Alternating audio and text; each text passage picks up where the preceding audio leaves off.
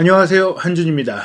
토트넘 허스퍼가 2022-2023 시즌 프리미어리그 4라운드 노팅엄 포레스트와의 경기에서 2대0으로 승리하며 무패 행진을 이어갔습니다. 손흥민 선수는 아쉽게도 이번 경기에서도 시즌 첫 골을 성공시키지 못했는데요.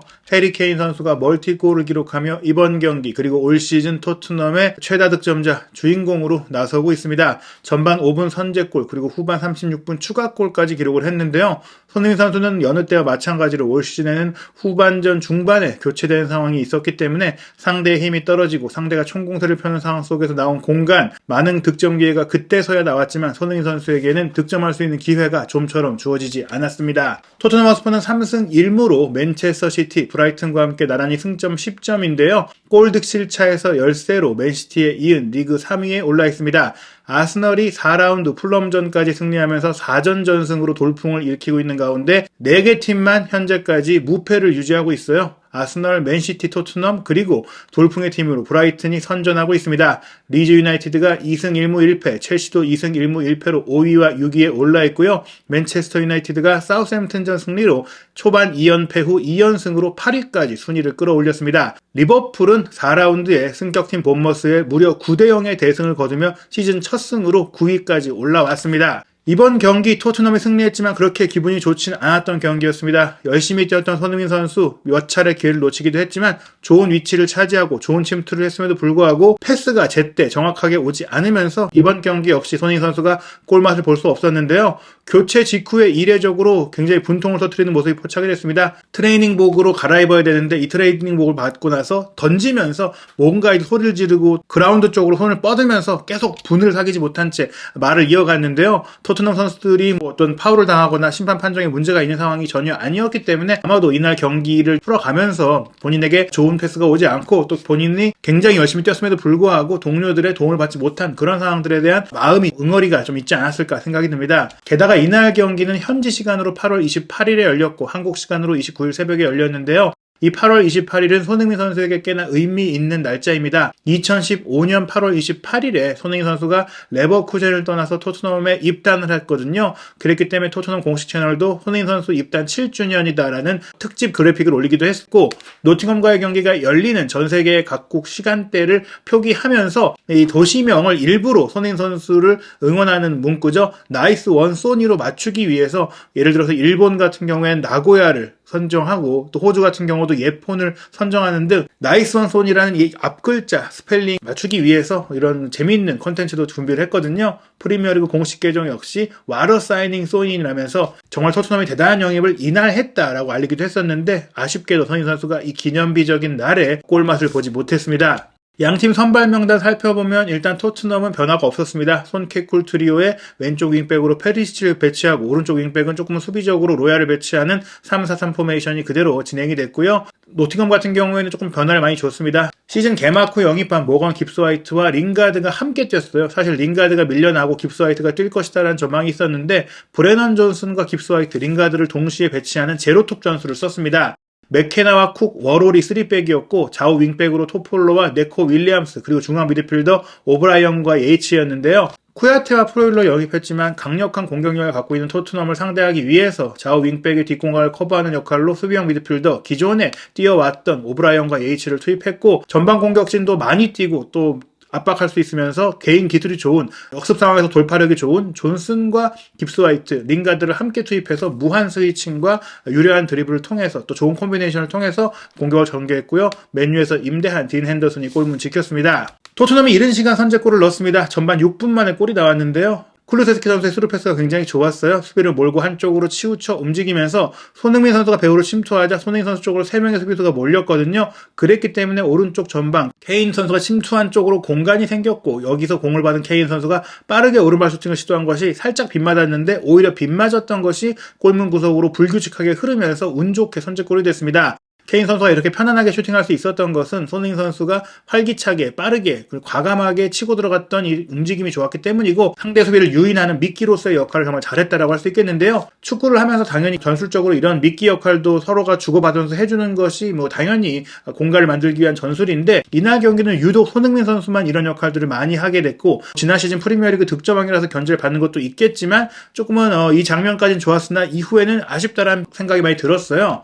전반 13분에도 호이비에르의 날카로운 스루 패스가 케인 선수에게 이어질 때 오른쪽으로 공간을 배분한 선수가 손흥민 선수였습니다. 손흥민 선수 쪽으로 수비가 또 쏠렸고 그러자 케인 선수에게 공이 배달될 수 있었는데 뒤늦게 쫓아온 워롤 선수가 좋은 태클로 이 케인 선수의 기회를 막아냈습니다. 케인 선수가 사실은 문전에서 공을 잡았을 때 조금은 느슨하게 슈팅하려고 하다 보니까 태클에 차단이 됐는데 손흥민 선수의 움직임이 또 한번 케인 선수에게 기회를 만들어줬던 장면이고요. 전반 16분에는 손흥민 선수가 결정적인 득점 기회를 맞이하기도 했습니다. 왼쪽 측면을 파고든 페리시치의 크로스 패스, 손흥민 선수의 헤더 연결이 있었고 혼전 와중에 데이비스가 슈팅하려고 한 것이 빗나갔고 수비수가 걷어낸 것이 손흥민 선수 앞으로 흘렀거든요. 이 상황에서 오른발 슈팅을 편안하게 강하게 때렸는데 아슬아슬하게 크로스바를 넘기면서 0점이 살짝 맞지 않은 그런 상황으로 무산이 됐습니다. 전반 18분에 손흥민 선수가 활기찬 역습 돌파를 통해서 기회를 창출했는데요. 손흥민 선수가 문전까지 치고 들어간 이후 역시나 수비수들이 자신에게 몰리자 왼쪽의 빈 공간에 케인 선수가 자유롭게 포진하자 지체 없이 패스를 내줬고요. 케인 선수 여기서 오른발 가마차기 슈팅을 시도했는데 제대로 감기지 않으면서 빗나갔어요.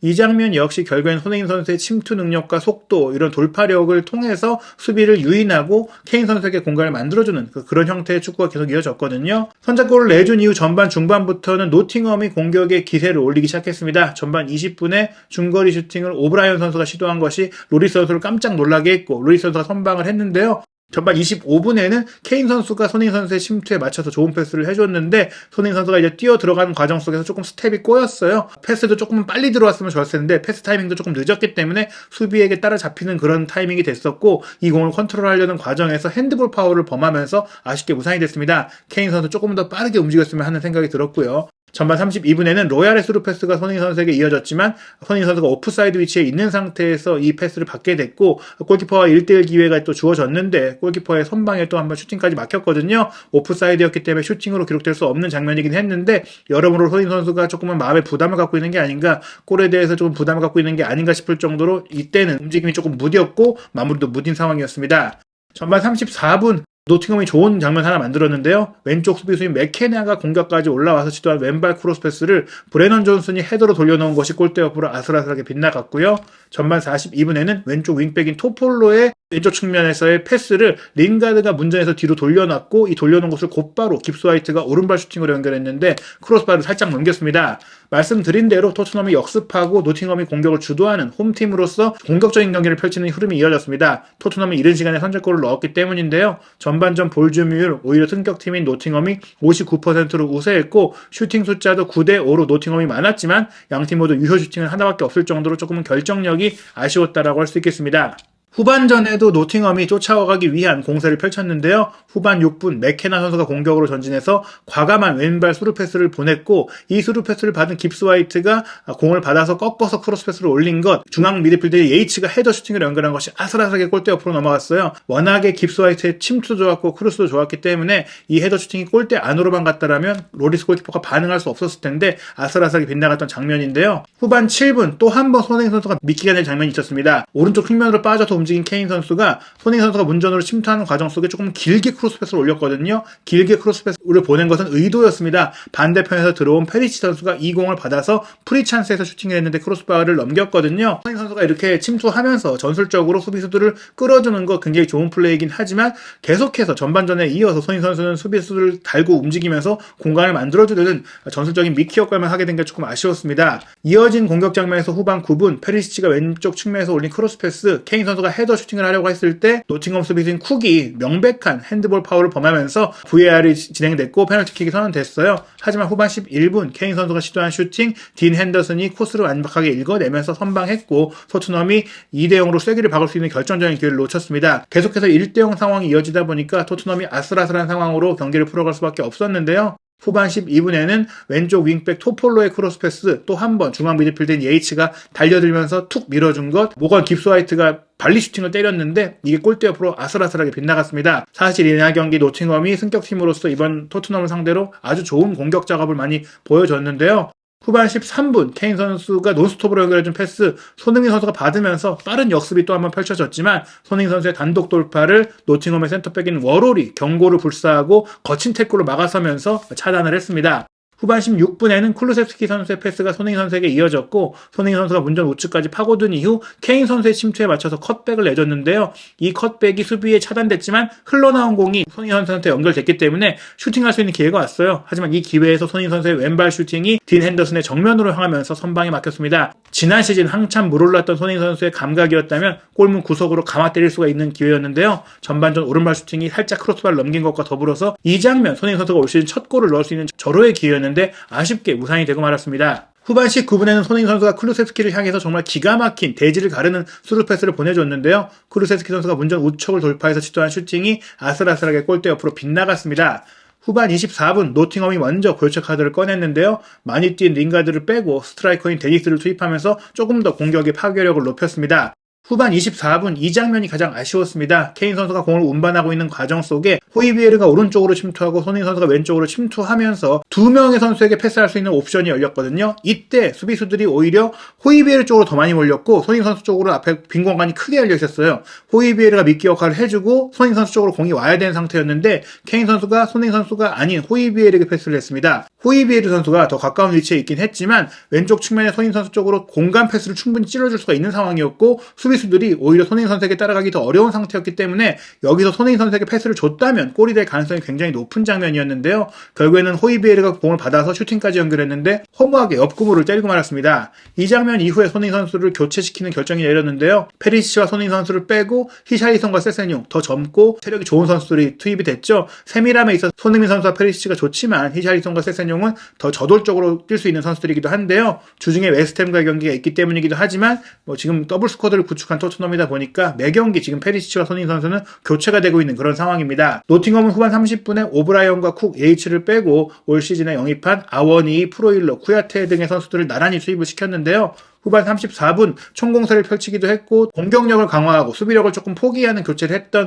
노팅엄이다 보니까 토트넘이 오히려 더 많은 공격 기회를 맞이하기 시작했습니다. 후반 34분에는 쿨루세스키가 전방 압박으로 공을 따낸 이후 우측 측면을 돌파해서 내준 크로스 패스를 히샬리송이 슈팅으로 연결했는데 골대 옆으로 빗나가고 말았습니다. 하지만 후반 36분에 왼쪽 측면에서 히샬리송이 오른발 아웃프론트 크로스를 기가 막히게 연결했고 문전 반대편에 있던 케인 선수가 자유롭게 헤더 슈팅을 연결하면서 2대0 마침내 승부에 세기를 막는 골을 넣었는데요. 아무래도 총공세를 펼치던 노팅엄 선수의 체력도 떨어지고 집중력도 떨어진 상태였다 보니까 이렇게 쉽게 골을 넣을 수가 있었죠. 2대0이 된 이후 콘테 감독은 후반 38분 측면 공격수인 쿨루세스키를 빼고 중앙 미드필드인 비스마를 투입하면서 붙이기에 들어갔어요. 후반 45분에는 벤탄쿠르를 빼고 스펜스까지 투입하면서 콘테 감독이 자신의 친정팀인 노팅엄을 상대로 스펜스에게 프리미어리그 데뷔전 기회를 줬습니다. 노팅엄은 브레넌 존스를 빼고 장신 공격수 서리지를 투입했는데요. 말씀드린 대로 토트넘은 굉장히 변화무쌍한 전술 변화를 보였어요. 쿨루세스키를 빼고 비수마를 투입했을 때는 3미들로 중앙을 구축했다면 스펜스가 벤탄쿠르 대신 들어갔을 때는